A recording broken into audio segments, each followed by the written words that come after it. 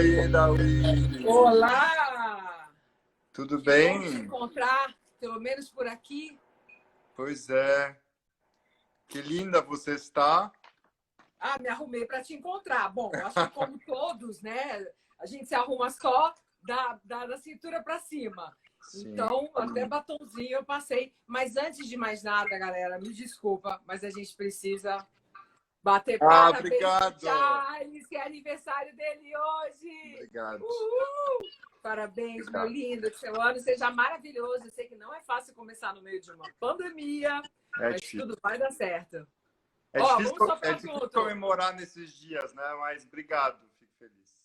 Adorei A o vida carinho. continua. A gente tem que Total. continuar agradecendo mesmo no meio dessa loucura toda. Vamos lá, Totalmente. vamos soprar junto. Obrigado. Obrigado.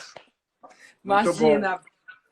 Muito bom. O Dawi, você não tem parado, né? Você, nessa pandemia, resolveu lançar uma série de entrevistas, conversas. Eu vi que você ficou muito ativa também na luta pelas leis, pelas medidas, né, do governo. Enfim, eu vi que você não parou quieto, né? Você sempre guerreira, uma crise não te assusta, né?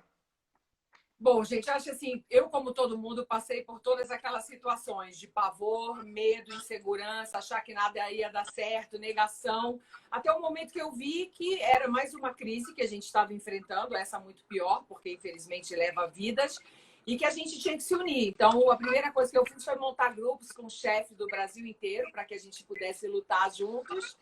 E aí, depois veio a ideia de fazer um programa para YouTube para inspirar as pessoas, né? Dividir as nossas angústias, né? E você, como que você está se virando por aí? Então, assim, o início foi bem complexo, né, da quarentena, mas agora já entrou num ritmo um pouco diferente de enxergar melhor, né? Eu acho que a perspectiva de volta, pelo menos na Europa, dá um ânimo. Você vê as coisas voltando, então tem uma perspectiva. Mas o que me assusta mesmo é essa governança, né, como todos nós, sair dessa crise no Brasil. Assim, é muito triste a gente ver, né, isso que está acontecendo, né? Realmente é uma tristeza.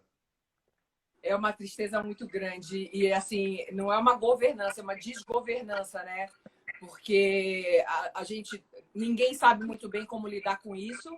É novo para o planeta, porque é um Covid-19 novo, né? Então, e ao mesmo tempo a gente aqui fica totalmente sem informação, sabe, Charles? Nós que Total. temos possibilidade de nos informarmos através do que está acontecendo na Europa, para a gente fica mais fácil. Desculpa, tem um gato. Para a gente fica um pouco mais fácil conseguir saber o que fazer e como será, porque a gente se espelha nos outros países que estão 1, 2 meses à frente da gente. Mas a gente tem um presidente que desfala tudo o que a ONU, o que a saúde, o que a OMS fala. Então, assim, o povão mesmo, infelizmente, não está sabendo como se proteger. E a diferença social no Brasil é muito grande, né? É uma tristeza. Daí a gente estava 2 meses atrás, né? A gente foi almoçar, a gente estava em Paris, 2 meses, um pouco mais, né? Eu fui no Parabéry Forum com a Roberta Sudbrack, e aí a gente conseguiu se encontrar nesse almoço super gostoso em Paris. A gente foi almoçar no Asiático, mas a gente estava no meio da pandemia, meio sem saber ainda. E aí a gente estava em busca de algo, de uma comida, lembra? Uma comida super casual, gostosa, sem complicações. Foi tão gostoso aquele dia. E aí você foi para Portugal, eu fui para Istambul, voltei para o Brasil e aí começou esse caos todo que a gente está vivendo. Mas naquele momento, aquele almoço foi tão gostoso porque a gente estava compartilhando uma comida tão, né, de uma forma tão leve, né? E isso faz tanta falta hoje, né? Faz muita falta, é engraçado. Às vezes, eu conversando com amigos em grupos e tal, eu falo assim, sem me lembrar, eu falo, vamos marcar um almoço, alguma coisa. Aí todo mundo ri e fala, calma, ainda não é o momento. Porque é tão instintivo na gente, né, reunir as pessoas em volta da mesa, e isso é no mundo inteiro, né? Eu venho uma parte da família italiana, outra francesa, e ambos, para a gente, é um momento de comunhão, né, Charles? A gente se reunia em volta de uma mesa. E agora a gente só consegue se reunir aqui, através de lives, de Zoom e tal. É uma fase muito difícil, assim. Mas Vai passar, né? Como que tá Vai. para você aí? Por que que você, inclusive, decidiu passar a quarentena em Paris? Quer dizer, em Paris não, na França, né? No sul. Caraca, foi muito difícil essa decisão, Dawi. Eu estava almoçando num domingo com a Raposeira, a Isabela, que eu amo de paixão. A gente estava falando dessa crise e tudo. E aí tocou o telefone, era minha mãe, super preocupada. Tinha alguns problemas de família, de saúde, algumas coisas chatas. E aí, no domingo mesmo, eu saí do almoço com a Raposeira, tinha um anúncio do governo francês, né, que no dia seguinte ia bloquear a França, que os voos iam parar. E aí eu não queria ficar bloqueado no Brasil sem poder voltar por causa da família, mas o que mais, vou te dizer, assim, o que mais pesou na decisão foi ver a gestão da crise mesmo, né, do lado, né, sou dividido, né, entre a França e o Brasil, mas ver essa gestão de crise que já começou mal no Brasil, aí eu não senti, sabe quando você recebe um aviso, você tem que ir agora? Eu fui assim, peguei uma mala e fui, sabe, mesma hora. Mas, enfim, continuo super conectado, super ligado, normal. Na verdade, está todo mundo em casa. Então, se você está aqui ou lá, não faz muita diferença para você trabalhar, né? Assim, para mim, né, que sou privilegiado de poder trabalhar, né, nesse esquema de home office que eu já fazia há muito tempo. Então, para mim, não mudou muito, né, essa rotina de só as viagens, né, que eu viajava direto, isso acabou, né? Eu acho que isso vai ser uma volta diferente, mais cautelosa, mais, sabe? Eu acho que as viagens, como a gente vai consumir tudo isso, tem que ser mais cauteloso, tem que ser mais ponderado, né? Não dá para a gente ficar agora também voltando, né, o que era antes, né? Então eu tomei essa decisão, foi super difícil, viu, Dawi? Assim, super difícil. Porque você fica com o coração partido, né? Minha vida no Brasil, né? Os meus negócios, os meus amigos, então. Mas aí a família e essa questão política pesou mais, né? Nesse momento de crise. Aí você vê, né? Quando aperta, você fala, para onde eu vou? Como eu estava sem casa há 2 anos, né? Como nômade, ficando em hotel, em flats, enfim, e viajando, eu estava meio também passando a quarentena sem casa, é difícil, né? Então assim, tem tanta gente, né? Eu fico assim super comovido porque tem tanta gente que não tem justamente essa oportunidade. É uma tristeza, é muito doído ver tudo isso, né? Mas é isso, eu estou aqui e acompanhando, trabalhando. Quero ir para Paris e para Barcelona para ver a volta, para entender como que vai ser essa volta dos restaurantes, os comportamentos, sabe? Observar um pouco essa volta dessa crise, né? Eu acho que isso é importante também para trazer uma luz, porque por enquanto no Brasil a gente não tem muita luz, né? Não. Não tem muita luz e é muito legal o que você está falando, né? Eu vejo em você, é engraçado, você está aqui no Brasil há 15 anos, mas você é muito brasileiro. Ao mesmo tempo que você tem uma pegada francesa política, de trabalhar, de compromisso e tal, super francês, você, para mim, eu até esqueço que você não é brasileiro. Eu acho que você fez super bem, sim, de ir para o colo da sua família nesse momento. Eu faria o mesmo, ainda mais que você não tinha casa, você precisava estar em algum lugar. E hoje a gente tem como gerir negócios através da internet, né, da telecomunicação e tudo mais. Então, assim, eu acho que eu faria o mesmo se fosse você, se a minha família estivesse em outro lugar. Concordo totalmente. Eu acho muito bonito isso de você querer ver como que os outros vão voltar, porque eu tenho certeza que você vai trazer essa ideia para todos nós aqui, né? E essa tem uma pergunta que eu queria te fazer. Desculpa. Diga, perdão, te cortei. Não, eu tenho uma pergunta que eu queria te fazer, assim, como que é na tua cabeça, cara? Assim, depois de 15 anos aqui, você é mais francês, mais brasileiro? Qual comida você prefere? Eu amo a comida francesa, assim, de paixão, mas mais pelo, assim, talvez pela leveza, pela técnica, às vezes, do que pelo próprio... E eu amo o ingrediente brasileiro. Para mim, o melhor dos mundos é uma mistura, né?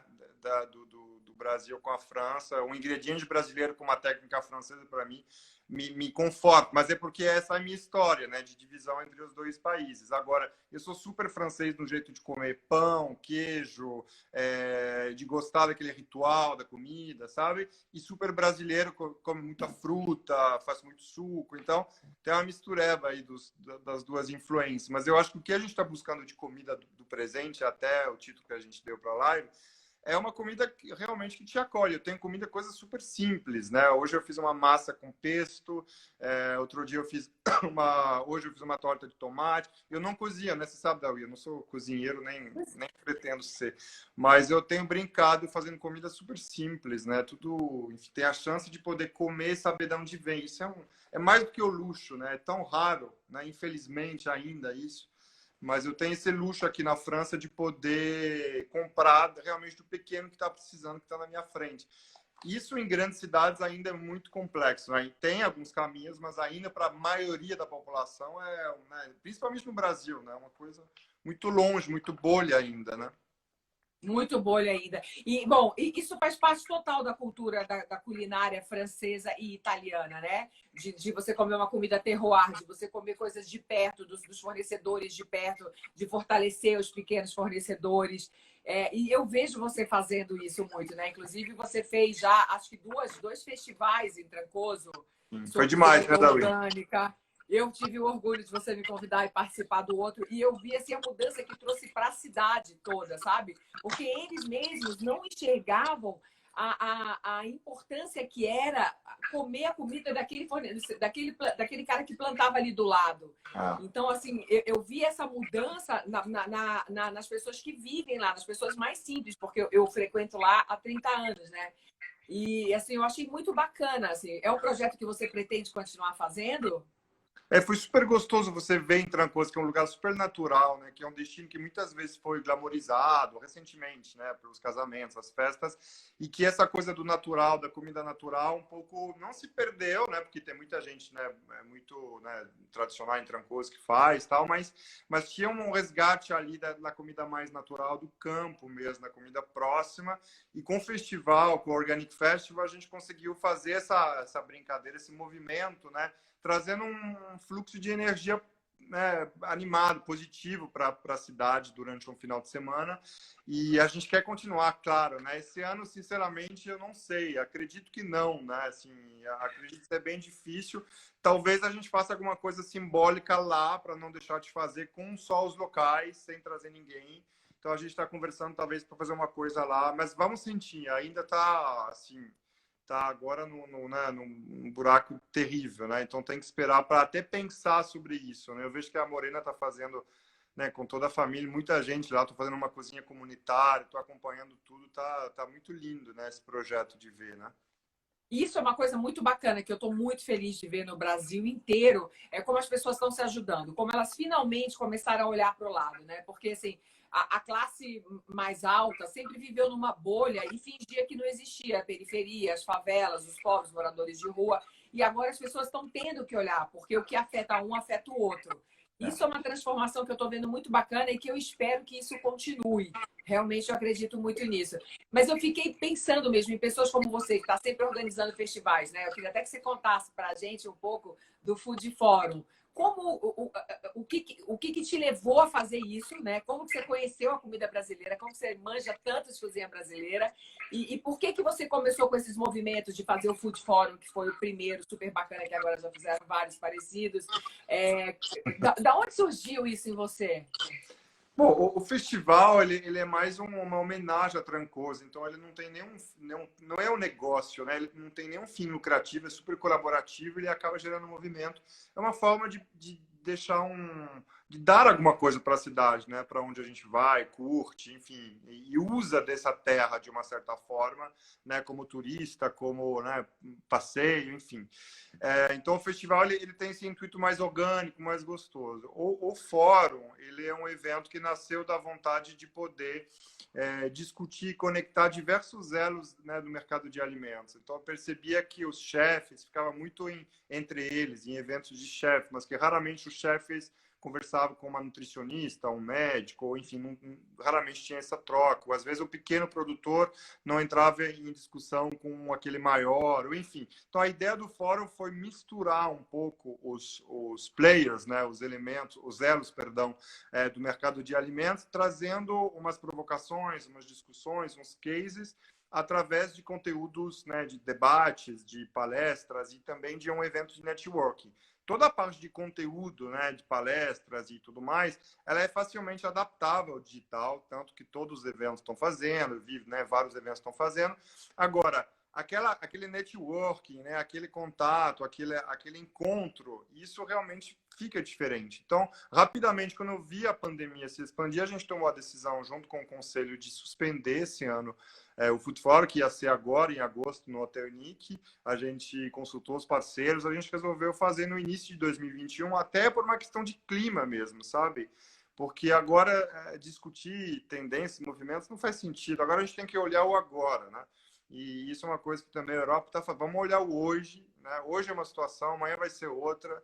Então, acho que agora não cabe um fórum, mas cabe um projeto que a gente desenvolveu, que chama Vozes, que traz depoimentos, um pouco como você está fazendo, mas não no formato de entrevista, no formato mais livre de um depoimento, tanto que teu depoimento deve sair nos próximos dias, e vai ter muita gente bacana ainda falando, tiveram muitas pessoas muito interessantes e de diversos segmentos, então é um projeto que a gente, logo no começo da pandemia, já colocou para rodar, e vão vir mais novidades aí com o Food Forum de uma forma, obviamente, tem que reinventar, né? Como tudo, a gente tem que repensar, mas o propósito continua o mesmo, né? Discutir, conectar, inspirar as pessoas através da comida e de uma forma independente, sem influências de patrocínios, ou sem influências no conteúdo, que isso é uma coisa também hoje em dia rara, né? De você encontrar.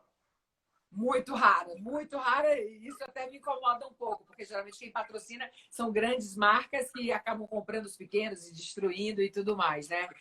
Agora, bom, vamos, assim, pensar. Uma coisa que é muito louco que você falou, que é verdade, assim, a gente sempre viveu muito projetando para o futuro, né? Agora a gente está vivendo o presente, porque é só o que a gente tem. A gente não sabe o dia de amanhã em nenhum sentido mesmo, né? Eu acho que isso nunca foi tão real para o que a gente está vivendo agora, né? Obrigado por 24 horas, amanhã veremos o que será. Não dá para fazer planos longos, né? Mas, assim, o que você acha que vai ser quando isso tudo passar? Claro que não vai passar de uma hora para outra. Vamos para a rua, beijou, abraçou, tá tudo certo. Não.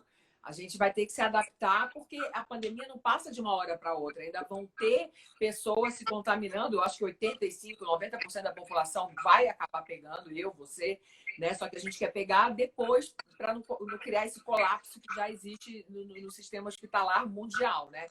Então, Sim. assim, o que você acha que vai ser logo que abrir as portas, cara? Eu quero muito te perguntar isso, porque você está na Europa, está vendo o que está acontecendo aí, e a gente que está aqui no Brasil, por mais informação que tenha, não está sentindo na pele como você.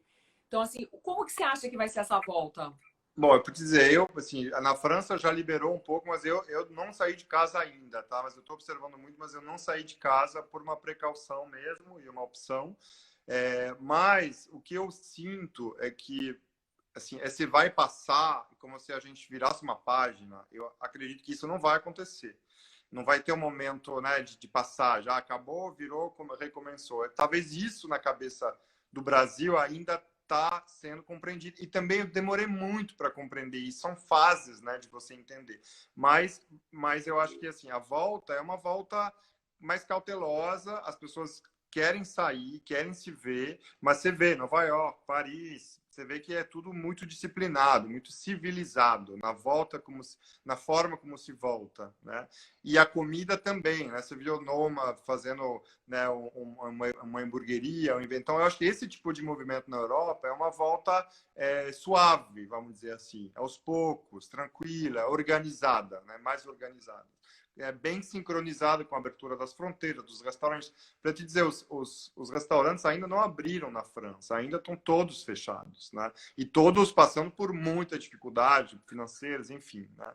Imagina, né, como todos no Brasil também. Mas essa volta vai ser uma volta gradual, tranquila, acredito. Não vai ter um boom, sabe? Por isso é perigoso. Não, vamos esperar quando voltar. Não vai voltar, né? É uma volta progressiva e é uma volta diferente. Então, é delicado isso. Eu sinto que na Europa tem um certo dinamismo, um pouco como um pós-guerra, vamos dizer assim. Se bem que eu não vivi nenhuma guerra, mas pelo que os meus né, as avós falam, tudo é um dinamismo que a gente sente que tem uma volta, existe uma volta agora um pouco mais clara. Mas é difícil analisar, né, Dawi? É difícil dizer, né, se arriscar a dizer. Eu acredito que as pessoas vão buscar coisas mais casuais, mais que reconfortam, sabe? Carinho, amor, né? Sem coisas muito complicadas. Eu acho que a gente está cansado um pouco de coisas um pouco complexas. Até a gente, antes mesmo da pandemia, lembra? A gente queria almoçar naquele restaurante, né, em Paris, a gente queria uma coisa assim, mais rápida, tranquila, enfim. E a gente estava com entendedores, né? Chefes, mulheres incríveis, conhecedores. Então, é isso que as pessoas acreditam, né? Que vão buscar mais, né? Vão buscar mais. E todas as tendências que tinham de delivery, de comer mais dentro de casa, cozinhar, tudo isso já estava acontecendo e veio explodindo com esse, né? Mas já estava acontecendo. Eu, por exemplo, pedia muito delivery. Quem é solteiro, trabalha muito, pede muito delivery. Então, mas a volta da UI é difícil, né? Uma volta no Brasil, as perspectivas, ao meu ver, não são otimistas agora, né? É difícil. Difícil. É muito difícil. Eu estou tentando, obviamente, olhar com otimismo. Eu já fiz as contas e eu sei que para cada mês fechado eu vou precisar de pelo menos 6 meses a 1 ano para conseguir reaver. Me conta do Ruela, isso que eu ia perguntar, desculpa. Me conta do Ruela, desculpa. A gente combinou de fazer uma pergunta depois, eu esqueci.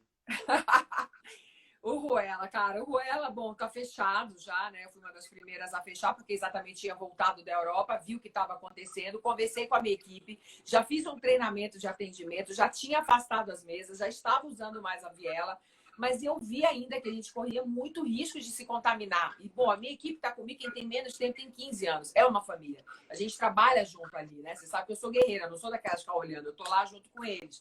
Então, para salvá-los e para salvar os meus clientes, eu falei, gente, por mais louca que eu seja, eu vou fechar até para servir como exemplo para os outros. E fechei. Aí sofri, chorei, tudo que você puder imaginar. Tentei fazer o delivery. Fiz o delivery durante 2 semanas e na ponta do lápis eu fiz as contas e vi que eu estava vendendo só para pagar. E que isso ia acabar me gerando um buraco muito maior. Então, Sim. Seria muito mais inteligente eu aproveitar a MP, resguardar meus colaboradores e fechar o Ruela 100%.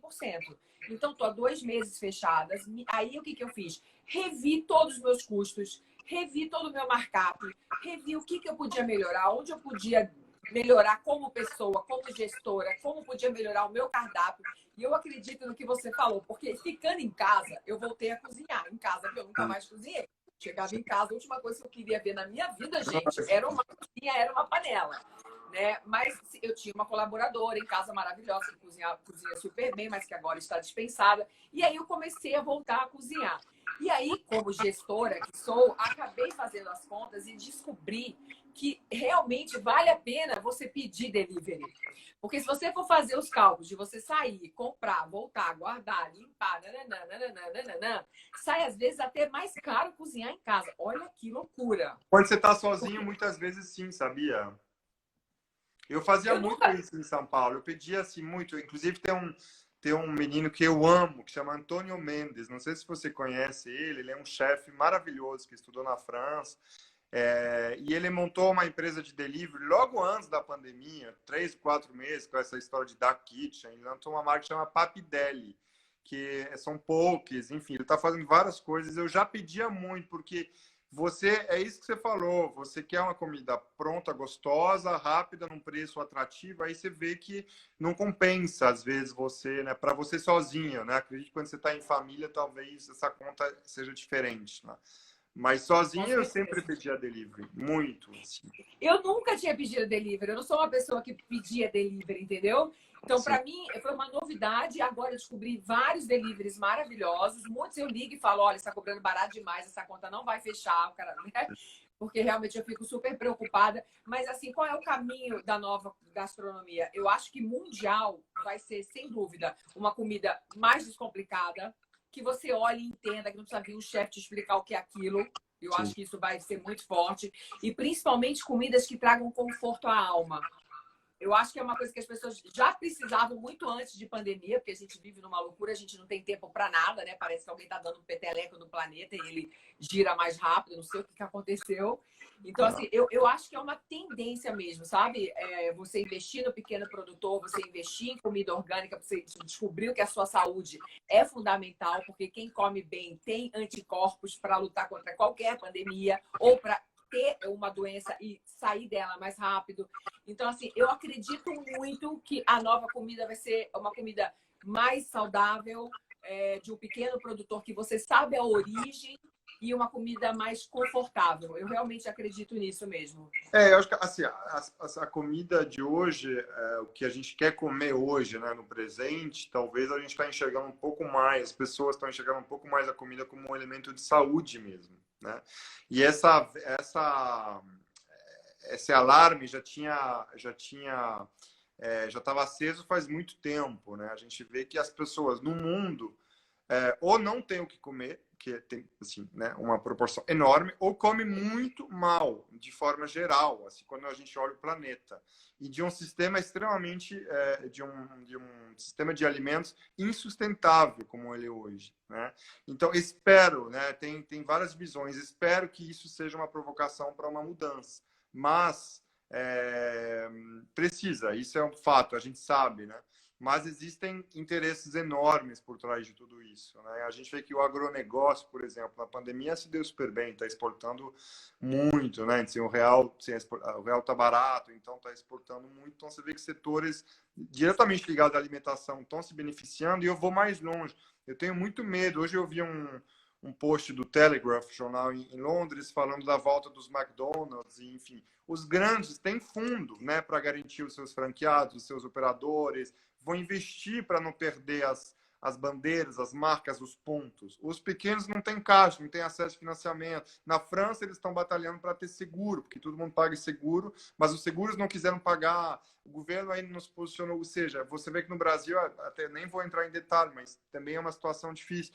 Então, você vê que os grandes vão segurar a onda, né? Porque tem lá por trás, né, operações financeiras. Os pequenos é muito preocupante, né, essa situação dos pequenos, da comida mais verdadeira mesmo, né? Então, espero que isso seja uma mudança, mas a gente tem que torcer, acompanhar, enfim, fazer de tudo para realmente valorizar os pequenos restaurantes, os pequenos hotéis, os pequenos produtores, claro, porque são eles que sofrem primeiro, né? São os, enfim. Estava vendo uma live da Helene da Rosa, que eu amo de paixão hoje, com Também amo. Marie-Claude Lortie, ela estava assim, falando que realmente... E ela estava falando do papel da mulher, né, na gastronomia e na comida, que a mulher tem uma relação com a comida mais maternal mesmo, né? Que ela faz a comida mais para cuidar do que o homem faz mais para mostrar, né? Achei muito legal essa visão dela, né? Ela falar isso num dia como hoje, mas é um pouco verdade, né? Então essa comida que te cuida, né? Aquela comida de mãe mesmo, de vó, enfim, é essa comida que a gente precisa comer, né? Não é essa comida industrializada, enlatada, enfim, a gente precisa realmente comer comida sem complicar, né? Cenoura é cenoura, berinjela é berinjela, sabe? Sem complicar demais, né?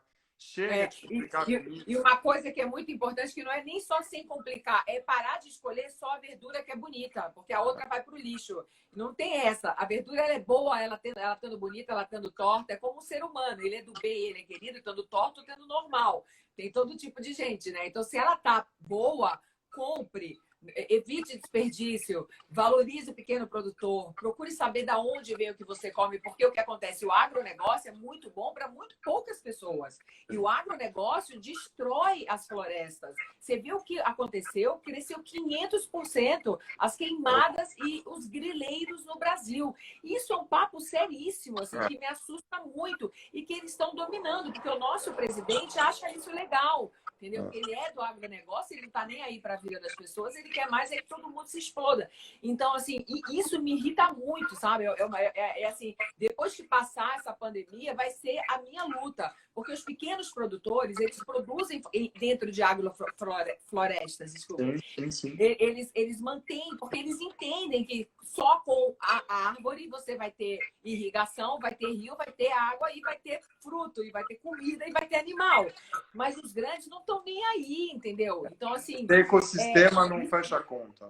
Não fecha.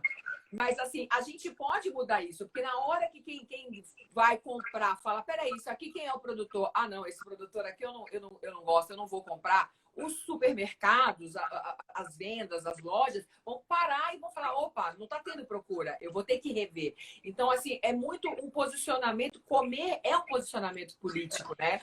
E depende muito da nossa posição individual para que a gente consiga fazer essa transformação. Assim, eu acho isso muito importante. E assim que acabar a pandemia, que eu parar de ajudar todo mundo, porque eu sou privilegiado. O restaurante é um sucesso há 24 anos. Ele vive lotado. Eu tinha fundo de caixa, eu consigo me segurar, eu não precisei pegar dinheiro em lugar nenhum.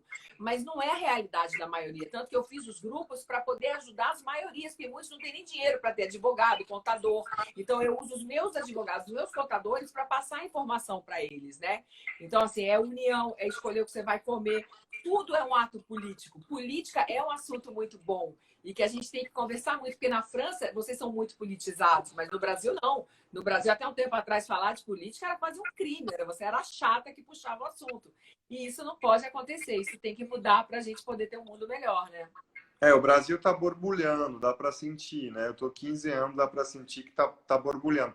Já aconteceu, né? Com o gigante acordou, já tinha alguma coisa, né? Se sentia que tinha alguma coisa ali mal resolvida, como teve na França também. Na França sempre tem protesto, mas tem alguma coisa realmente, uma bomba relógio no Brasil ali, claramente. Mas o que diz respeito à comida, né? Acho que o Brasil tem muita abundância de comida e tem essa cultura da comida um pouco mais, vamos dizer, natural, de fruta, de muita verdura. Então tem isso, né?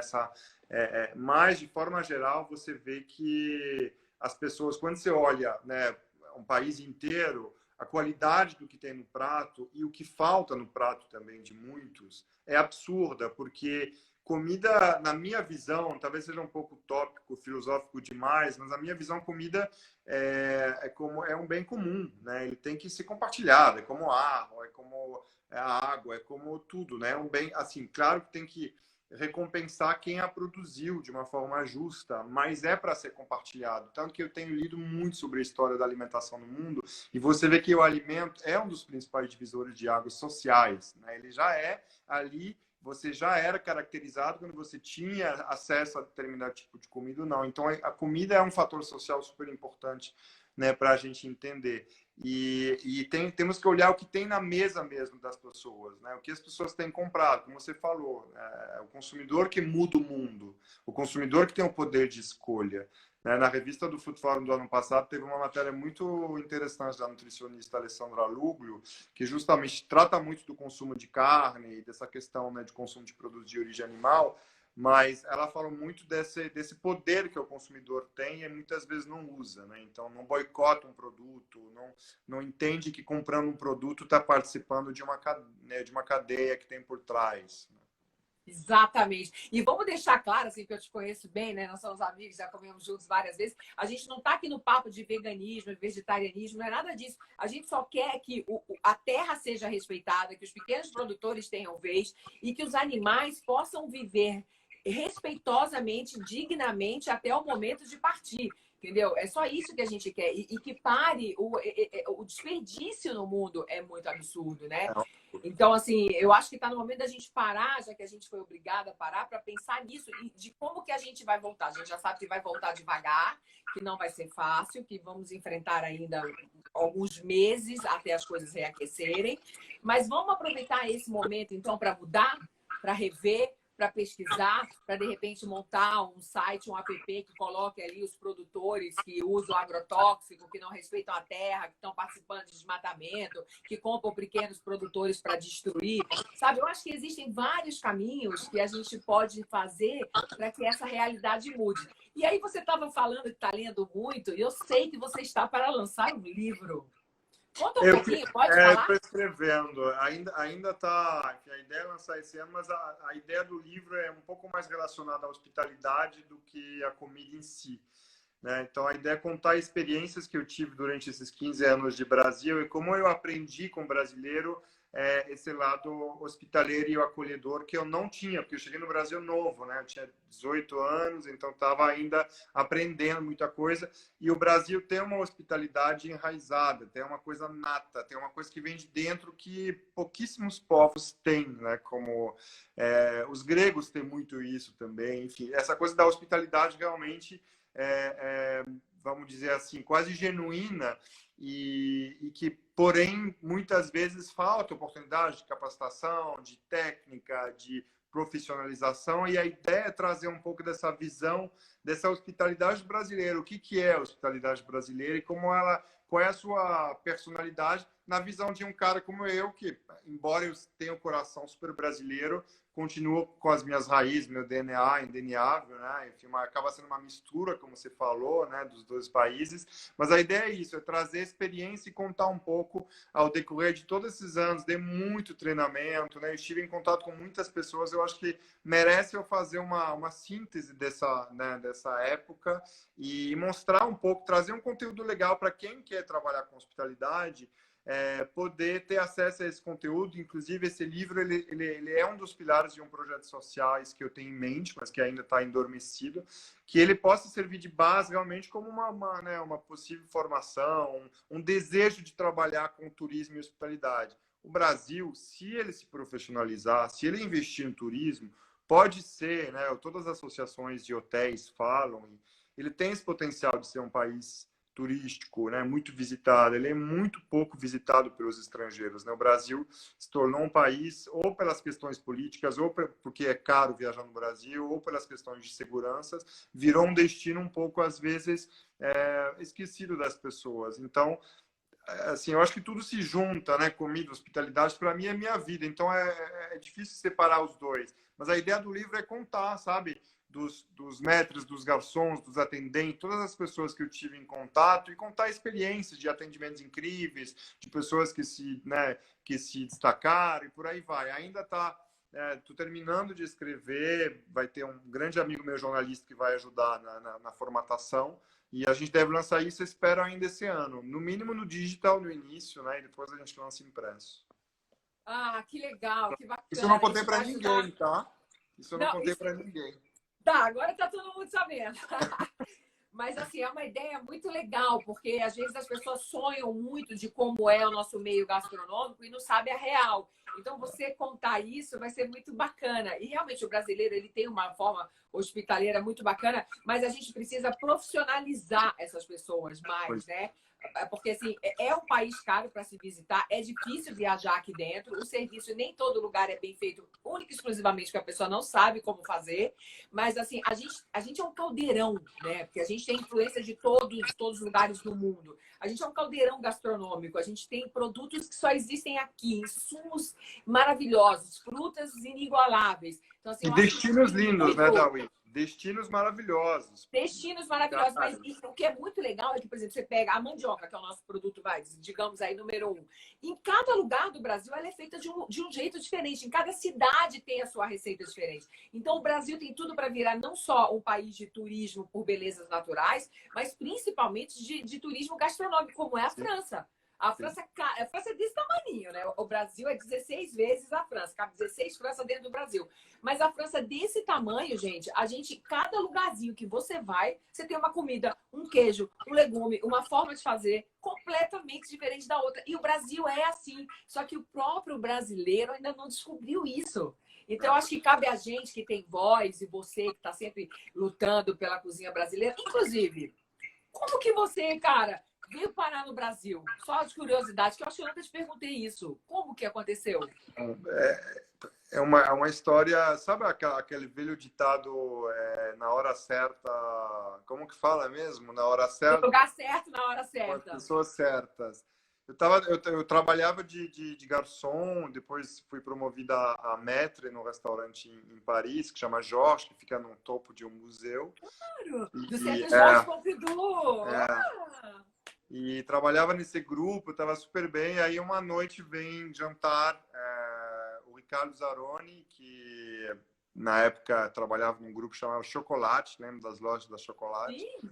E eles estavam inaugurando eles estavam copiando, na verdade, e se inspirando, copiando, se inspirando um pouco a Colette, né, que era uma concept store também em Paris super famosa, e se inspirando muito das brasseries de luxo, que era o conceito que estava crescendo muito na França, que era do grupo Costa, onde eu trabalhava. E eles queriam no restaurante uma alma francesa para poder receber as pessoas e poder coordenar, né, a equipe de salão. Imagina, eu tinha 18 anos, mal sabia o que era, né, enfim, trabalhar no restaurante, estava aprendendo, estava indo super bem, mas estava aprendendo, não falava português, nunca tinha saído da Europa. E aí veio essa proposta na mesa, assim, de um restaurante no meio de uma noite, né? Levei um pouco, né, na brincadeira, enfim, porque... E aí eles voltaram no dia seguinte, esse grupo, e eles reforçaram o convite, pediram para sentar onde eu estava no restaurante, na minha praça, né, que chamava, e fizeram esse convite, aí eu vim, assim, sem realmente na cara e na coragem, sozinho, sem família. E lá eu fiquei trabalhando nesse lugar, na Oscar Freire, na Clube Chocolate, onde eu conheci talvez metade das pessoas que eu conheço hoje no Brasil, porque foi uma época maravilhosa. O Lula tinha acabado de se eleger, então o Brasil estava vivendo um dinamismo ali, né, a continuidade do FHC, essa bolha, né, que o Brasil viveu, estava todo mundo gastando, enfim, era uma época muito boa. E de lá, na Clube Chocolate, de novo um almoço, né? De novo um cliente que vem sentar na mesa, a Ana Luísa Trajano senta na mesa e me fala: Charles, amei teu trabalho, quero que você venha trabalhar comigo, eu estou abrindo um restaurante brasileiro.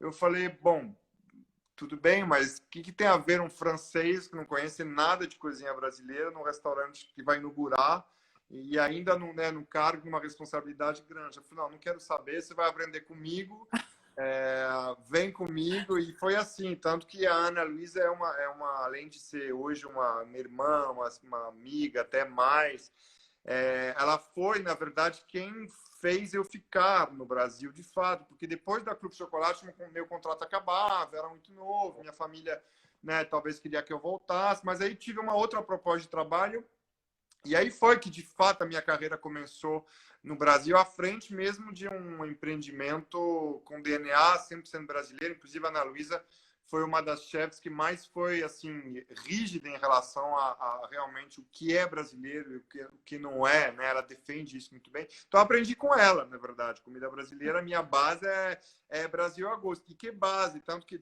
10 anos depois, né, a Ana Luísa está em Paris, a gente faz várias coisas, e conversa muito sobre o Instituto Brasil a Gosto, sempre, né, como conselheiro e amigo, enfim. Então tem uma ligação de vida, virou parte da minha vida, né, o Brasil como um todo, né, e a comida também. Mas a Ana Luísa é a responsável aí desse conhecimento, né? Gente, a Ana Luísa é uma amiga em comum, inclusive, quando estávamos em Paris, estávamos na mesma casa, hospedados na casa da Ana Luísa, e ela, além de ser uma super chefe de cozinha brasileira, ela é uma pesquisadora, então, assim, ela fala as coisas muito embasadas, né? E ela acredita muito na comida simples, farta, bem feita.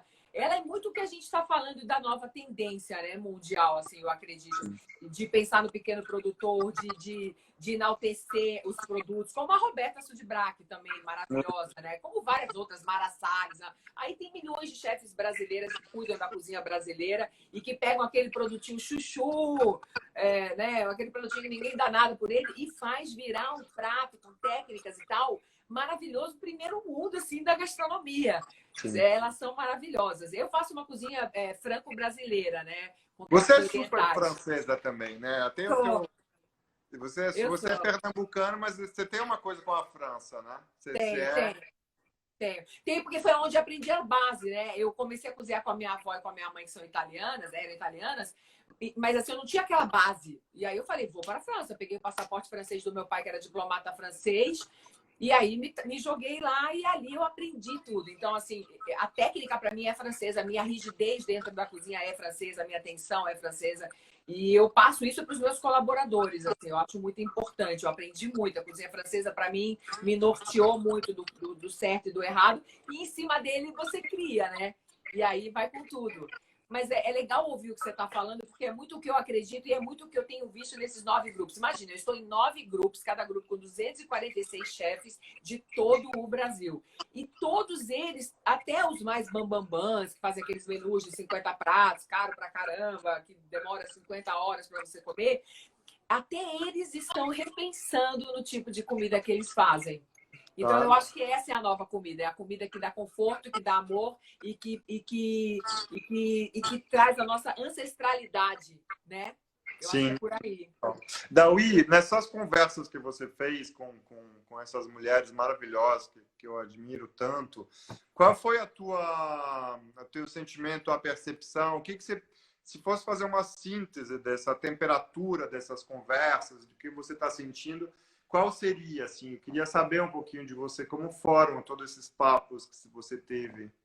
Olha, foram maravilhosos, enriquecedores. Cada uma delas me deu uma dica muito importante. E isso, eu a princípio, ia fazer 6 entrevistas e ia parar. Já estou com mais de 30, e o negócio não vai parar, já tem até patrocínio, vai crescer, vai para a TV, inclusive. Porque, assim, é muito rico o que cada uma tem a dizer e é muito importante. Assim, o que eu notei agora, assim, que antes, em todos os meios, né, a gente sempre olhava o outro como um adversário, como um concorrente. E eu senti em todas essas chefes que eu falei também com o chefe, cara, do Maranhão, de Rondônia, do Sul, eu falei com chefes de todos os lugares, todas olhando uns para os outros como parceiros. Como eu preciso dele, ele precisa de mim, o que ele faz me interessa porque eu posso melhorar. Assim, eu senti uma necessidade tão grande de se dar as mãos, assim, que me deixou muitas vezes até emocionada, sabe? Porque sempre foi um mundo muito afastado, você sabe, né? De grupinhos, de ele não, ela não, um tentando minar o outro. E o que eu tenho escutado são depoimentos muito lindos mesmo, assim, de vamos nos ajudar, não dá mais para a gente se olhar como adversário, até porque não somos adversários. Quando chega alguém muito melhor do que eu no meu bairro, ele faz com que eu procure enxergar como crescer e como melhorar. Então, na verdade, é um presente quando eu conheço alguém muito melhor do que eu. Concorrência é muito bom, é saudável, né? Os meus colaboradores crescerem. Então, é muito rico, né? Concorrência faz bem, quer dizer, concorrência no sentido de ter, né, pessoas para trocar, para se provocar, faz muito bem aos negócios, né? Mas que bom, você conversou com Roberta, com Janaína, que mais você tem falado? Cara, eu falei com todas que você puder imaginar. Bel Coelho, Renata Vanzetto, chefes de outros lugares que você não conhece. Falei com todo mundo. Eu acho que não faltou ninguém. Flavinha Quaresma, maravilhosa, meu amor. Mônica Rangel. Gente, Morena Leite, Quais são as visões, assim, delas, né? De retomada, enfim. Elas têm a mesma visão que você e que eu. Que vai ser lento e gradativo. Que todas elas vão fazer delivery também, mas vão fazer um delivery devagar, bem feito, mais para comida caseira, mais barato, de simplificar os seus cardápios, de diminuir a quantidade de vinhos e de bebidas que elas servem. Todas elas têm muito noção de que o negócio vai ser lento e gradativo. Todas elas estão sofrendo muito pelos seus colaboradores e pelas periferias todas, porque a gente tem um lado maternal, mesmo quem não é mãe, que está aqui dentro, não sei te explicar. E todas elas todas estão ajudando a fazer marmita para entregar em hospital, em comunidade. Não tem uma que não esteja fazendo trabalho social, cara. Não tem. Todas mulheres, assim, realmente que eu cada vez me apaixonei mais por elas. É um trabalho lindo, né? Temos grandes mulheres, cozinheiras e chefes brasileiras, né? Grandes. E que bom que a gente conseguiu esse espaço, né? Porque você chegou aqui há 18 anos. Eu comecei a trabalhar há 28 anos. E mesmo na França, não era um lugar muito para mulheres, né? Assim, mulher podia cozinhar em casa, mas sair para ganhar dinheiro, não. E ainda não é muito. A Helene da Rosa estava falando isso hoje, que nunca tinha parado para pensar, mas muitas mulheres na França e na Europa são muitas, como você é dona do seu próprio negócio, né? Você não é só chefe, você é empresária, apresentadora, mãe, né, de uma filha linda e tem milhões de atividades. E os bancos, ela está falando que na França os bancos não emprestam para mulher, emprestam mais para homens. no mercado da gastronomia. E que os Aqui também. chefes de hotéis, de grandes palácios, geralmente são homens. Até hoje, na França, é super machista, super masculino. E as mulheres, né, muitas vezes que estão à frente de restaurantes são por conta própria. Então, você vê que tem ainda ali um caminho, mesmo na França, né, mesmo na Europa. Né, super, às vezes, machista ainda, né, infelizmente. Né. Como a No gente Brasil... precisa. Como a gente precisa evoluir em vários pontos, né, gente? Acho que quem estiver escutando a gente, para pensar nisso, né? Como a gente precisa ter atos políticos em todos os sentidos, de respeitar a mulher, o LGBT mais I, os pobres, os negros, sabe? De respeitar os produtores. Eu acho que está na hora da gente olhar para dentro e sair melhor dessa história. Eu espero que a gente saia mais humano. E todas acreditam nisso também, do que eu tenho falado. No Vozes também, tem muitos depoimentos. Inclusive, eu vi que a Nelly aí entrou na live. Oi, Nelly, saudade de você. O depoimento da Nelly assim, foi incrível, porque ela falou uma coisa que me chocou muito, que é todo esse contexto político, esse contexto que a gente está vivendo, além de gerar uma série de barbaridades, rouba o sonho dos brasileiros e das pessoas, rouba os nossos sonhos. Então, essa falta de perspectiva, né? Eu estava falando hoje com o Caio Braz também, que é um cara que eu admiro demais como apresentador. Ele é uma luz de pensamento. O problema é a falta de perspectiva nesse contexto, né? Porque o Brasil é um povo que se adapta, que é criativo, que é uma crise, né? Quantas crises já não tiveram no Brasil? O brasileiro é super resiliente, ele vai, né? Ele se vira, dá um jeito. Mas hoje, né, esse jeito está difícil. E esse sonho que essa politicagem está roubando das pessoas, é isso que me entristece mais. E para comida, né, e para fazer restaurante, bar, tudo, a gente precisa sonhar, né? A gente precisa tá bem, né? Enfim. Então, são trabalhos criativos, né? São trabalhos totalmente autorais, né? Se você for ver. Então, é isso, Dawi. Mas amei o nosso encontro, sabia? Foi muito gostoso, porque eu nunca comemoro aniversário, mas a Pátria Casé falou, tem 21 de maio. Eu falei, vamos, tudo bem. Vamos lá. Mas muito bom mesmo. Também adorei o nosso bate-papo. Espero que a gente tenha conseguido passar coisas legais, inspirar as pessoas. Esse Fala Casé é maravilhoso. A Patrícia é uma mulher muito especial, que está sempre pensando no próximo, super agregadora também. Assim, é outra mulher que ainda não me deu entrevista, mas que ela está ali na lista, porque ela está sem tempo.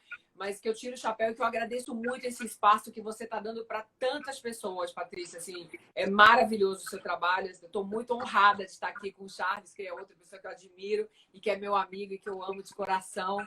Então, assim, vamos tentar deixar uma mensagem agora. Charles, qual é a sua mensagem que você quer deixar? Porque daqui a pouco está acabando o nosso bate-papo.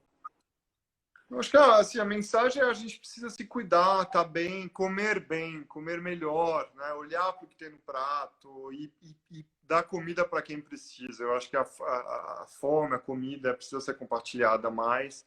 Então, vamos olhar para o que tem no prato, né? Eu acho que isso é fundamental. E para o que tem no prato do vizinho também, não só no nosso, né? Isso vai ser a minha luta, assim. A fome e o desperdício é o que eu tenho realmente trabalhado e o Food Forum vai concentrar muitos esforços em termos políticos para isso, sabe? Acho que isso a gente tem que se unir mesmo. E a sua, Dawi? Tem alguma mensagem para a gente? Que lindo! Bom, eu acredito em tudo que você falou e eu acho que a mensagem é essa, gente. A gente está sem perspectiva, o mundo inteiro está assim, estamos todos realmente numa maré muito difícil, mas isso vai passar e a gente vai se reinventar. Vamos aproveitar esse momento para olhar para dentro, para a gente sair um ser humano melhor. Eu sei que eu já falei isso aqui, mas é a mensagem que eu quero deixar, sabe? De pensar, eu tenho comida, será que o outro tem? Não dá para ser feliz sozinho. Na verdade, a gente tem que espalhar luz. E quanto mais gente com luz, mais luz no planeta como um todo. E assim a gente consegue viver melhor e ser feliz.